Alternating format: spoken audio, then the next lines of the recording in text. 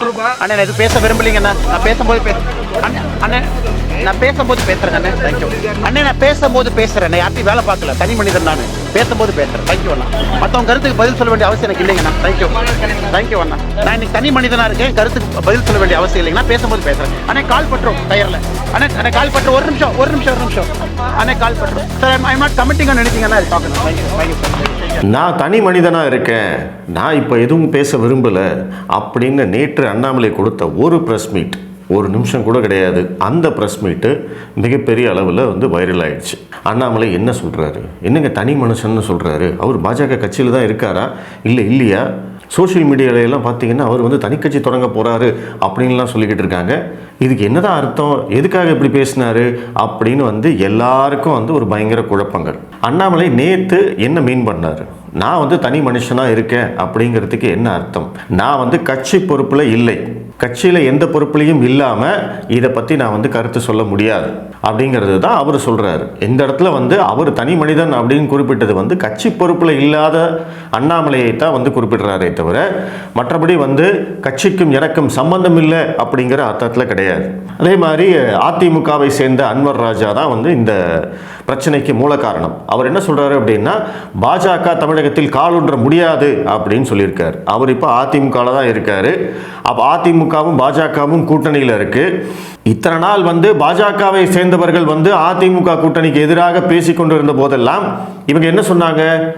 இல்லை அதிமுகவோட கூட்டணி வச்சாச்சுங்க, இதுக்கு மேலே வந்து நீங்கள் இப்படியெல்லாம் பேசுனீங்க அப்படின்னா அது வந்து கூட்டணிக்குள்ளே குழப்பம் வரும், அதனால் வந்து அதிமுகவை விமர்சனம் செய்வதை தவிர்க்க வேண்டும் அப்படின்னு அமித்ஷா வரைக்கும் டெல்லியிலேருந்து வந்து சொல்லிட்டு போனாங்க. அவர் சொன்னது உண்மை. இன்னைக்கு வந்து அதிமுக கட்சிக்காரங்களுக்கும் அதே பொருந்தும் இல்லையா? அவங்க பாஜகவோட கூட்டணி வச்சுட்டாங்க இல்லையா? அப்படி இருக்கிற போது அந்த கூட்டணிக்கு வந்து குழப்பம் விளைவிக்கும் விதமாக அன்வர் ராஜாவெல்லாம் பேசுகிற போது அதை வேடிக்கை தான் பார்க்குறாங்க. அதை யாரும் வந்து கண்டிக்கிறது கிடையாது. நேற்று அன்வர் ராஜா பேசினது சன் டிவியில் வந்து நைட்டு விவாத பொருள். அப்போ இதோட கனெக்ஷன் என்ன? நீங்கள் எதுக்காக பேசுகிறீங்க? அதுதான் வந்து அண்ணாமலை அவர்களுக்கும் கோபம். நான் பேசும்போது பேசுவேன், நான் வந்து ப்ரெஸ் மீட் எப்போ கொடுக்குறேனோ அப்போ இதை பற்றி பேசுகிறேன், எல்லாருடைய கேள்விக்கும் பதில் சொல்லிட்டு இருக்கணுங்கிற அவசியம் கிடையாது அப்படின்னா என்ன அர்த்தம்னா, அன்வர் ராஜாலாம் ஒரு ஆளே கிடையாது, அவருடைய கேள்விக்கெல்லாம் நான் பதில் சொல்லணுங்கிற அவசியம் கிடையாது அப்படிங்கிறது தான் லிட்டரலாக மீனிங். இந்த மீடியா வந்து எப்படியெல்லாம் வந்து மேனிப்புலேட் பண்ணுறாங்கன்னு பாருங்கள். யாரோ ஒருத்தர் ஒரு ஸ்டேட்மெண்ட் கொடுக்குறாங்க, அதை எடுத்துகிட்டு போயிட்டு மற்ற அத்தனை பேர்கிட்டையும் வந்து கருத்து கேட்டு அந்த கருத்தை வந்து செய்திகளாக்கி அந்த செய்திகளை வந்து விவாத பொருளாக்கி அதை வச்சு ஒரு 2 நாள் ஓட்டுறது மட்டும்தான் இவங்களுடைய வேலையாக இருக்குது. இதையே வந்து ஒரு ரிப்பீட்டடாக ஒரு சைக்கிள் மாதிரி ஒரு சுழற்சி முறையில் வந்து இவங்க செஞ்சுக்கிட்டே இருக்காங்க. தொடர்ச்சியாக இதுதான் நடந்துக்கிட்டே இருக்குது. இப்போ இந்த அன்வர் ராஜா சொன்ன விஷயத்தை வச்சு பாஜக காரங்கிட்ட கேட்பாங்க, திமுக காரங்கிட்ட கேட்பாங்க, திமுக கூட்டணி கட்சிக்காரங்கிட்ட கேட்பாங்க, அதிமுக காரங்கிட்ட கேட்பாங்க. இவங்க எல்லாரும் வந்து ஆளுக்கு ஒரு பதில் சொல்லுவாங்க இல்லையா? இது அப்படியே இந்த பதிலை தூக்கி அவங்க கிட்ட கேட்கறது, அந்த பதிலை தூக்கி இவங்க கிட்ட கேட்கறது, இதுவா ஊடகம்? கேவலமா இல்லையா? ஆனால் இந்த கேவலத்தை தான் தமிழக ஊடகங்கள் தொடர்ச்சியாக பண்ணிக்கிட்டே இருக்காங்க. சிண்டு முடிகிற வேலை தான் இவங்களுக்கு இருக்கிறது. அதைத்தான் இவங்க வந்து பத்திரிகையாளர் அப்படிங்கிற பேரில் செய்கிறாங்க. அப்புறம் அதுக்கு தான் வந்து ஆர்எஸ் பாரதி சொன்ன அந்த வார்த்தையை வந்து நம்ம பயன்படுத்த வேண்டியதாக இருக்குது. இதில் அண்ணாமலை ஆதரவாளர்களுக்கு நான் சொல்லிக்கூடிய ஒரு விஷயம் என்ன அப்படின்னா, அவங்களில் நிறைய பேர் வந்து ஃப்ரஸ்ட்ரேஷனில் இருக்காங்க. நேற்று கூட ஒரு நண்பர் எனக்கு வந்து ஃபோன் பண்ணி பேசியிருந்தார். என்ன சார், இவர் வந்து கட்சி மீட்டிங்லேயே வந்து எதுலேயுமே கலந்துக்கல, மொத்தமாக ஒதுங்கிட்டார், பார்த்தா தனியார் நிகழ்ச்சியில் மட்டும் கலந்துக்கிட்டு இருக்காரு. முந்தா நேற்று வந்து ரோட்டரி கிளப் மீட்டிங் கோயம்புத்தூரில் நடந்தது, அதில் கலந்துக்கிட்டு பேசியிருக்காரு. நேற்று வந்து ஒரு பரதநாட்டிய அரங்கேற்றம், அந்த நிகழ்ச்சியில் அண்ணாமலை கலந்துக்கிட்டு பேசியிருக்காரு.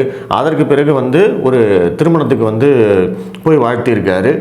கட்சி நிகழ்ச்சியிலையோ இல்லை ப்ரெஸ் மீட் கொடுக்குறதோ இல்லை கட்சியுடைய போராட்டம் ஆர்ப்பாட்டம் இந்த மாதிரி எந்த விஷயத்துலையும் வந்து திரு அண்ணாமலை அவர்கள் கலந்துக்கவே இல்லையே. என்னதான் நடக்குது? இது சோஷியல் மீடியாவில் சொல்கிற மாதிரி வந்து ஒருவேளை அவர் தனி கட்சி ஏதாவது தொடங்க போகிறாரா, இல்லை வந்து கட்சியில் அவர் ஓரம் கட்டிட்டாங்களா, இப்போ இருக்கக்கூடிய தலைவர்களுக்கும் அண்ணாமலைக்கும் ஏதாவது பிரச்சனையா, சண்டையா? சரி, இப்படியே போச்சு அப்படின்னா அவர் வந்து தேர்தல் பிரச்சாரத்துக்கு வருவாரா?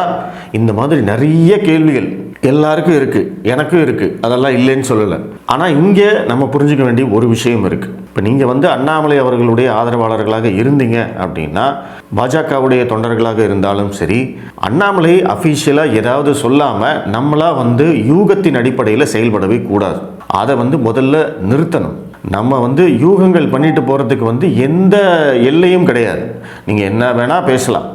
இது அப்படி நடக்க போகுது, இது இப்படி நடக்க போகுது, அண்ணாமலை அதை பண்ண போகிறாரு, அண்ணாமலை இதை பண்ண போகிறாரு, இப்படியே பேசிக்கிட்டே இருக்கலாம், அதுக்கு எண்டே கிடையாது. ஆனால் அஃபீஷியலாக திரு அண்ணாமலை அவர்கள் ஏதாவது சொன்னாரா? அவருடைய ஸ்டாண்ட் என்ன? நான் வந்து மறுபடியும் தெளிவாக சொல்கிறேன், அவருடைய ஸ்டாண்ட் வந்து இந்த அதிமுக பாஜக கூட்டணி உருவாகி இருக்கு, அது ஜெல் ஆகிறதுக்கு நான் டைம் கொடுக்குறேன், எனக்கு இந்த கூட்டணி பிடிக்கல, நான் ஒதுங்கி இருக்கேன், அவ்வளோதான். அந்த ஸ்டாண்ட்லேயே வந்து இருப்போம். இதற்கு அடுத்த கட்ட நிகழ்வுகள் நடக்கிற போது நம்ம அதை பற்றி பேசிட்டு போகலாம்.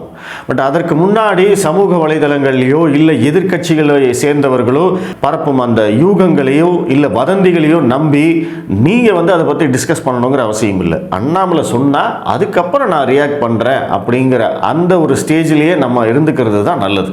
இப்போ அவர் நேற்று சொல்லியிருக்காரு, நம்ம அதை டீகோட் பண்ணுறோம். டீகோட் பண்ணுறது ரொம்ப எளிமையான விஷயம். அவர் வந்து கூட்டணி குறித்து பேச மாட்டேன் அப்படின்னு தெளிவாக சொல்லியிருக்காரு. இப்போ அன்வர் ராஜாவுடைய கருத்துக்கு வந்து பதில் சொன்னார் அப்படின்னா அவர் அதிமுக கட்சியை பற்றி பேச வேண்டி வரும், இந்த கூட்டணியை பற்றி பேச வேண்டி வரும். அடுத்த கேள்வி அங்கே தான் போய் நிற்கும். ஸோ அந்த விஷயங்களையெல்லாம் வந்து தவிர்ப்பதற்காகத்தான் அவர் வந்து கொஞ்சம் ஒதுங்கி இருக்கார். பத்திரிகையாளர்களை எல்லாம் பெருசாக சந்திக்கிறது இல்லை. மெயினாக வந்து பத்திரிகையாளர்களை அவர் சந்தித்து அவர் பேச ஆரம்பித்தார் அப்படின்னா ஒட்டுமொத்த அட்டென்ஷனும் அவர் மேலே தான் வரும். அப்படி அவர் அட்டென்ஷன் வர்றதை அவர் விரும்பலை. ஏன்னா இன்னைக்கு வந்து மாநில தலைவர் இருக்காங்க, மற்ற கட்சி தலைவர்கள் இருக்காங்க, அவங்க வந்து முன்னாடி நின்று அவங்க செயல்படட்டும் அப்படின்னு அவர் விரும்புகிறார். அவர் அதனால் ஒதுங்கி இருக்கார். ஸோ இதை வந்து எல்லாருமே புரிஞ்சுக்கணும் அப்படின்னு தான் நான் நினைக்கிறேன். நேற்று வந்து அவர் கிரிக்கெட் விளையாடிட்டு கிரிக்கெட் யூனிஃபார்மோட வந்து ஒரு ஃபோட்டோஸ் போட்டு அதில் வந்து ஒரு ஸ்டேட்டஸ் கூட போட்டிருந்தார். Politics teachers patience, cricket test சீட். அரசியல் உங்களுக்கு பொறுமையை கற்றுக் கொடுக்கும், கிரிக்கெட் அதை சோதித்து பார்க்கும் அப்படிங்கிற மாதிரி ஒரு அர்த்தம். ஸோ இதுலேயே வந்து அவர் பொறுமையாக இருக்கணும்னு முடிவு பண்ணிட்டாரு. அவர் தெளிவாக ஒரு ப்ரெஸ் மீட்டில் கூட சொன்னார், நான் மறுபடியும் திரும்ப சொல்கிறேன், எனக்கு 40 வயசு தாங்க ஆச்சு, நான் இங்கே தாங்க இருக்க போகிறேன், அந்த கட்சிகளும் இங்கே தான் இருக்க போகுது, நம்ம தொடர்ச்சியாக பேசுவோம், இன்னும் எனக்கு எவ்வளவோ அரசியல் இருக்குது அப்படின்னு அவர் ரொம்ப தெளிவாக சொன்னார். ஸோ இந்த பேஸ், அதாவது 2026 தேர்தல் வரைக்குமான இந்த காலகட்டம் அண்ணாமலை அவர்கள் பொறுமையாக காத்திருக்கணும். அவர் வந்து அவருக்கு பிடிச்ச விஷயங்களை செஞ்சிட்ருக்காரு. ப்ளஸ் அவர் நிறைய படிக்கிறவர், நம்மளுக்கு எல்லாருக்குமே தெரியும். இது எல்லாமே அவர் செஞ்சுக்கிட்டே இருக்கார். ஸோ அதனால் வந்து அண்ணாமலை ஆதரவாளர்களும் சரி, பாஜக தொண்டர்களும் சரி, அண்ணாமலை சொன்ன விஷயத்தை வந்து பாசிட்டிவாக வந்து டீகோட் பண்ணி பாருங்கள். அவர் இதைத்தான் சொன்னார், கட்சிக்குள்ளே வந்து எந்த விதமான பூசலும் அவரால் வந்துடக்கூடாது, பிரச்சனையும் அவரால் வந்துடக்கூடாது அப்படிங்கிறதுக்காகத்தான் அவர் ஒதுங்கி இருக்கார். அவர் அஃபீஷியலாக ஏதாவது சொன்னார் அப்படின்னா அதுக்கப்புறம் அதை பற்றி நம்ம டிஸ்கஸ் பண்ணுவோம். நன்றி.